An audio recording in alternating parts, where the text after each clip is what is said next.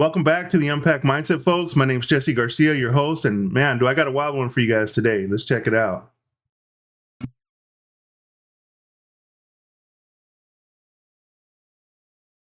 Authorities in Mexico are releasing more information about the gunman who opened fire on tourists at the pyramids near Mexico City. They're calling the gunman a copycat who admired school shooters and planned his attack. One person was killed and more than a dozen injured before the gunman then took his own life yesterday.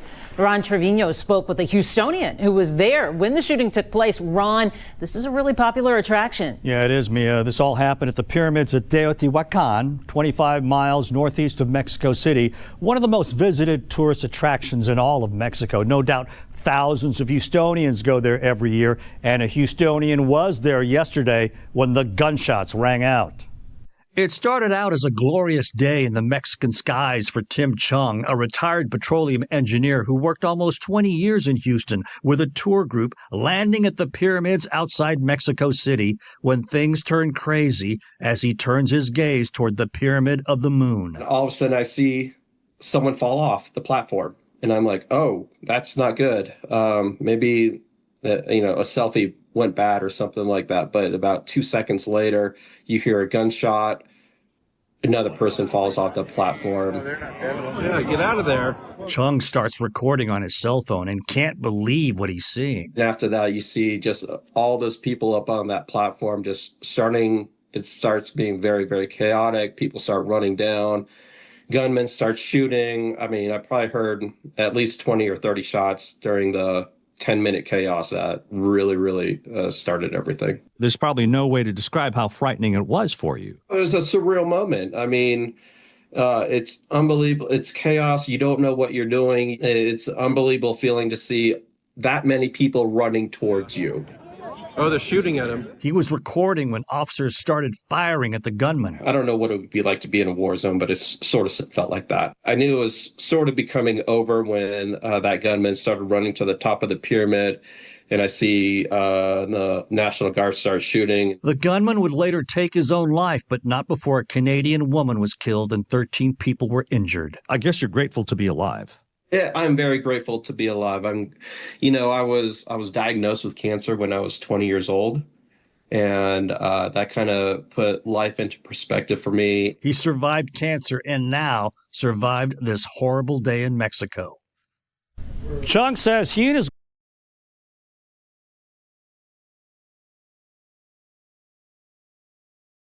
Let me ask you something.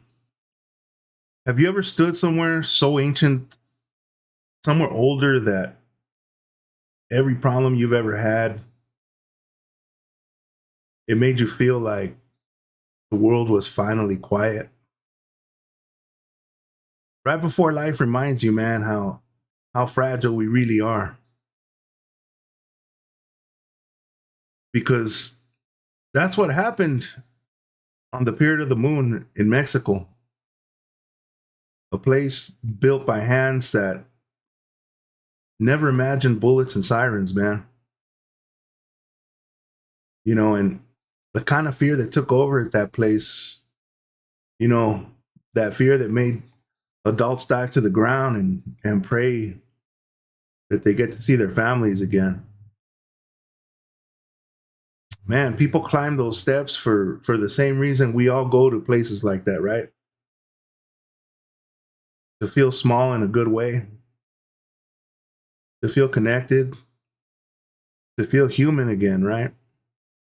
And then one man, one moment, one trigger pull shatters centuries of peace. A 29-year-old Canadian woman lost her life. 13 others, ranging from Colombia, the US, Brazil, Russia, Canada, were injured. Kids, parents, travelers, people who just wanted a memory, man, not a nightmare. Witnesses said the shots echoed off the stone, man. I couldn't imagine that. And it sounded like the stone was screaming. Some tourists threw themselves flat. Some jumped off the ledges. Some froze. Some begged. And the shooter, a man carrying a revolver, a knife, and a mind full of hate, man. Walk those ancient steps. Like he wanted to rewrite history with the blade and gunpowder. He told people to lie down. He walked away, reloaded, came back, and kept firing. And the wild part to me is that those people stayed there while he was reloading because they were froze. They were frozen with fear. Paralysis, right?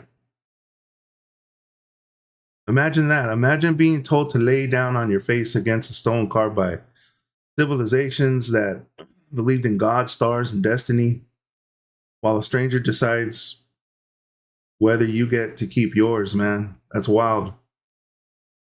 Security rushed in, and apparently it took them like 10 minutes. 10 minutes to get there.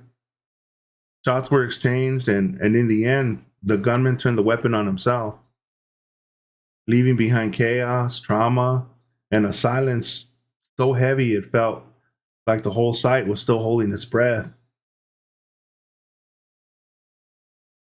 Here's the part that hits me the hardest, man. It's like those pyramids survived empires, droughts, wars, centuries, human mistakes,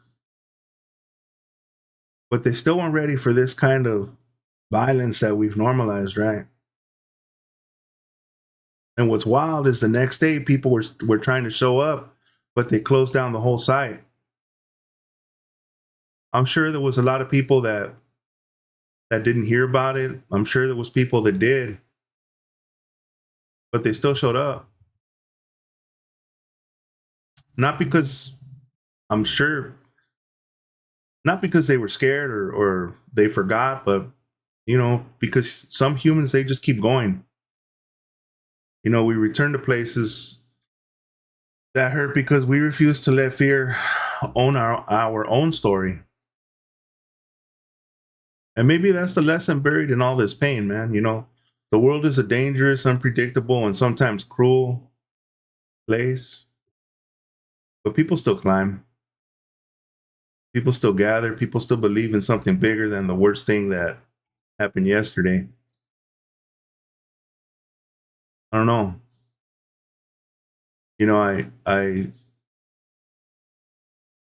I've been and experienced a lot of things like this where things just go chaotic.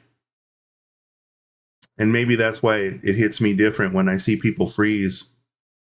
And instead of running, they don't see an opportunity when to escape or when to save their own lives.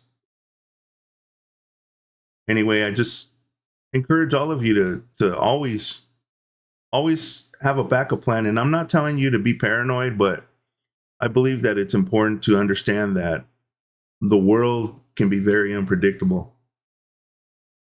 The world can be very unpredictable, and things can just get flipped on their head, right? I'm gonna leave you with this, folks, and yeah, I just want to send a prayer to all the families and everybody that was affected by this horrible incident.